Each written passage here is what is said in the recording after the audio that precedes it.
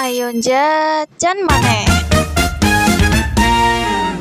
Bakso goreng Anugrah. Sapa sing wis tau jajan rene bolo? Karena biasane jajan baksone iku sing kuah-kuah, saiki jajan bakso sing digoreng.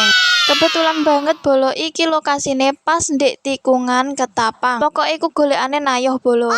Bedone bakso goreng ndek kene iku sing digawe iku adonan bakso bolo, ora bakso sing wis dadi ngono kae. Dan ternyata iku rasa gurihe beda bolo. Selain ono bakso goreng ndek kene juga ono cilor, ono juga telur gulung, ono juga sempolan. Sing pasti regane iku masih ramah di kantong bolo. Sijine iku cuma 1000-an wae.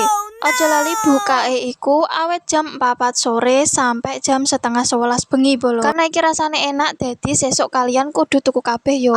Kira-kira sing kenal bakole iki sapa bolo? Ayo komen ning ngisor.